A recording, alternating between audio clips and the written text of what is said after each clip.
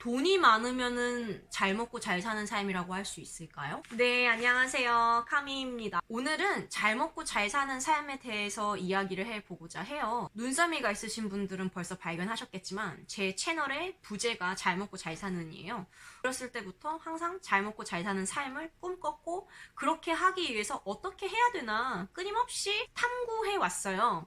프로이트는 이렇게 이야기했어요. 한 사람의 인생에서 가장 중요한 게 두 개가 있는데 그 중 하나가 사랑, 나머지 하나가 일이다 라고 표현했어요. 저는 프로이트의 주장에 굉장히 찬성하는 사람 중에 하나예요. 일과 사랑 둘 다 있어야 인생이 참 충만하고 온전하다는 생각이 들더라고요. 그래서 제 채널의 컨텐츠 중에 상당 부분을 차지하는 게 연애, 사랑과 관련된 거예요. 그리고 나머지 하나인 업은 일, 내가 추구하는 소명, 비전, 커리어, 직업, 뭐 학문적 성취 그렇게 해석이 가능하겠죠. 20대는 거의 사랑에 바친 10년이었어요.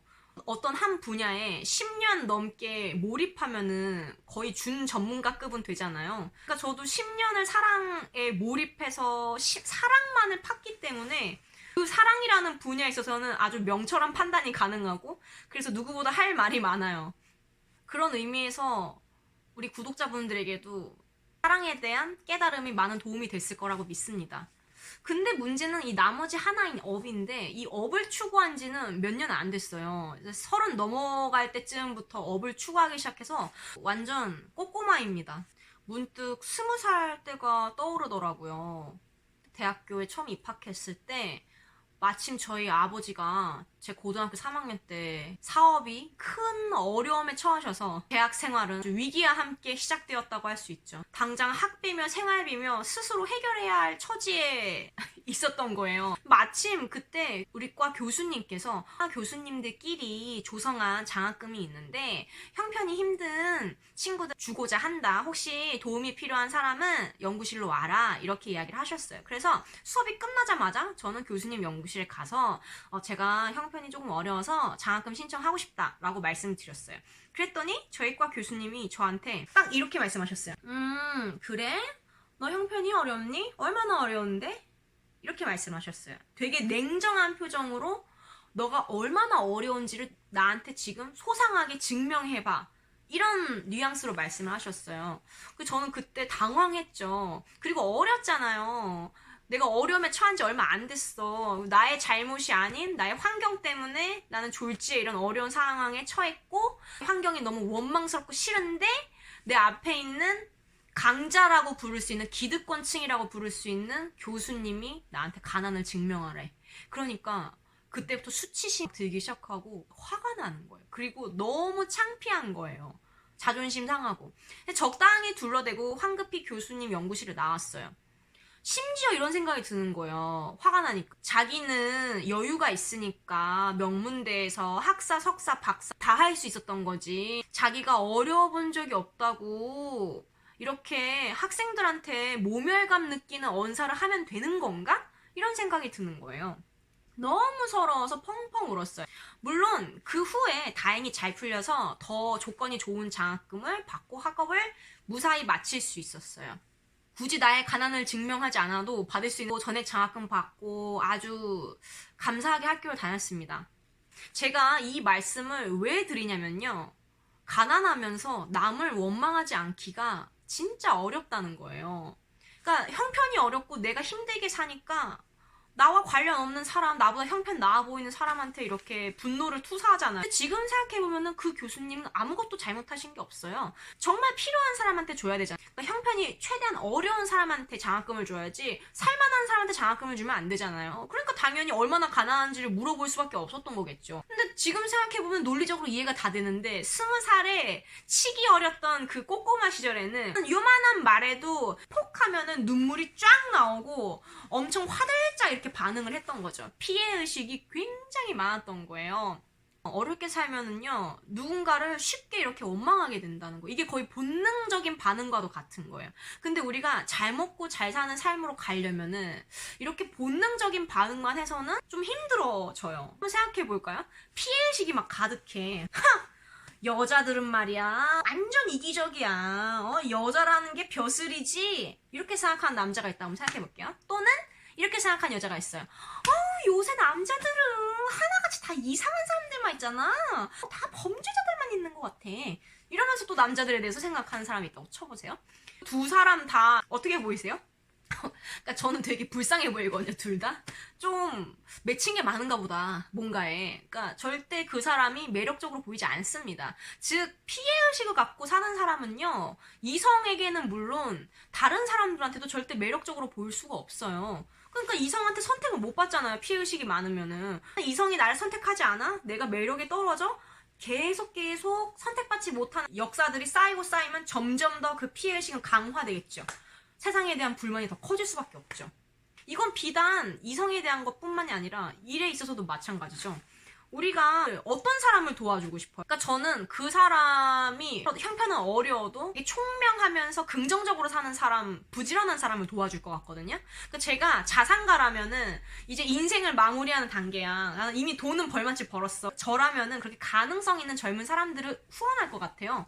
막 세상이 문제고 세상이 나의 재능을 알아주지 않고 내가 이렇게 사는 거는 우리 부모님이 돈이 없어서 그렇고 나는 금수저가 아니어서 이렇게 힘들고 이렇게 생각하는 사람한테는 별로 도움을 주고 싶지가 않을 것 같아. 네, 마찬가지예요. 그러니까 피해의식이 있는 사람은 일에 있어서도 이미 기득권을 갖고 있는 사람들로부터 또는 좋은 사람들로부터 도움을 받을 기회가 적어지는 거죠. 이성에게 있어서도 마찬가지예요. 선택받지 못하는 경우가 많아지니까. 그러니까 점점 인생이 더 힘들어지고 그러면은 또 그거에 대한 음해 피드백으로서 또 원망하고 또 분노하게 되고 그러니까 악순환의 반복인 거죠. 그래서 잘 먹고 잘 사는 삶으로 가려면은 이 악순환의 고리를 다 끊어야 돼요. 그러니까 본능적으로 우리가 반응하는 거 있잖아요. 본능적으로 화나고 본능적으로 원망하는 이게 잘못된 건 아니에요. 당연한 건데 한 번쯤 이렇게 틀어서 생각해 보자는 거예요. 아까 제가 말씀드린 그 교수님 다른 대학교 석사과정 지원할 때 추천서까지 자필로 꼼꼼하게 써서 등기로 다 보내주셨어요. 제가 등기 비용 드리겠다고 하니까 아유 뭘 그런 거 갖고 그러냐, 너 공부 열심히 하는 게 중요한 거지, 제자가 공부한다는데 교수가 도움이 돼야지 이러면서 정말 정성스럽게 써주셨어요. 20살 때는 이 교수님이 서울대 나왔고 서울대에서 10년 넘게 공부한 기득권층이고 그러니까 나같이 어려운 고학생의 입장을 모르고 그런 것만 생각했던 거야. 근데 생각해보면 서울대 나온 교수님한테 배우는 게 이득인 거잖아, 나한테는. 그러니까 한번 이렇게 틀어서 생각을 해야 한다는 거야. 그러니까 본능적인 생각을 한번 틀어서 생각하고 한 단계 더 높은 생각을 할 줄 알아야 되는 거지. 내 인생에 도움되는 선택을 하고 그런 생각을 우리가 선택해야 되는 거예요. 이게 우리의 자연적인 본능을 거스르는 거다 보니까 굉장히 많은 에너지가 들어가기는 하죠. 지금 힘들어요. 열심히 노력하는데 잘 안 돼요. 남들은 앞서가는 것 같은데 나는 한없이 뒤처지는 것 같아요. 지금 30 넘은 나이에 처음부터 시작했어요. 또 어떤 분은 50 넘으셔서 자영업 시작하신 분들도 계셨거든요. 좀 맨땅에 헤딩하는 기분이고 하루하루가 막막하고 두렵다. 그러니까 저도 지금 업을 추구하면서 여러분과 비슷한 입장입니다. 새로운 시도를 하지만 그 시도가 굉장히 많은 실패를 또 낳고 있고 세상이 너무 빨리 변하고 그러니까 과거에 했던 방식대로 지금 하면 더 이상 통하지 않고 그 변화하는 세상의 속도를 따라가기도 너무 벅차. 그리고 경쟁자들도 많고 어린 것들 치고 올라오고 그쵸? 네, 그 마음 다 알아요. 저도 같은 심정입니다. 그런데 저는 이렇게 생각해요. 그때 20살 때 저는 우리 아버지가 사업이 힘들어져서 내가 이런 처지에 처했다? 라고 주변은 원망했지만 지금은 제 업에 있어서 매일매일이 실패의 연속이지만 더 이상 그 누구도 원망하지를 않아요. 그러니까 원망을 한다는 게 부끄럽게 느껴지거든요. 이제는 나이 30 넘어가지고 이제 와서 뭐 우리 아빠 엄마가 금수저가 아니어서 내 인생이 이렇다는 둥 하는 거는 진짜 치졸한 짓 같다는 생각이 들어요. 돌아보면은 그 어려웠던 시기에도 기회는 다 있었더라고요. 다만 우리 자기 자신만 보고 피해의식에 빠져 있으니까 주변에 있는 나를 도와줄 수 있는 좋은 사람들 그리고 좋은 기회들을 볼 눈이 없고 그 기회들을 잡을 실력을 갖추지를 않고 그냥 신세한탄만 하면서 세월이 흘러갔던 거죠. 이렇게 본능을 이기는 거는 쉽지 않은데 저는 본능을 이기는 방법이 하나 있다고 봐요. 가장 확실한 방법. 작은 성취를 매일매일 해 나가는 거예요. 이 작은 성취라는 게 별게 아니에요. 뭐 30분 운동하는 거, 매일매일 하는 거, 이부자리 정리하는 거. 매일매일 뭐 비타민 챙겨 먹는 거 이런 게 되게 별거 아닌 것 같잖아요. 이 별거 아닌 행동을 매일매일 반복하면은 우리가 느껴지는 성취감이 있어요. 아, 내가 매일매일 꾸준히 뭔가를 할 수 있는 사람이구나. 내가 굉장히 괜찮은 사람이라는 믿음과 확신이 생길 때 남에 대한 원망, 분노, 피해의식, 열등감이 사르륵 하고 다 사라지더라고요. 물질적 부는 우리의 잘 먹고 잘 사는 삶에서 큰 부분을 차지하지만 그게 다는 아니죠. 일과 사랑이야말로 잘 먹고 잘 사는 삶의 큰 두 축입니다. 우리 함께 일상 속에서 작은 성취들을 해나가면 사랑으로 일과 관계 모두 승승장구하는 삶을 기도해드리도록 하겠습니다. 이번 영상이 도움이 됐으면 좋겠어요. 도움이 되셨다면 구독하기와 좋아요 그리고 알람 설정까지 해주시면 더 좋습니다. 감사합니다.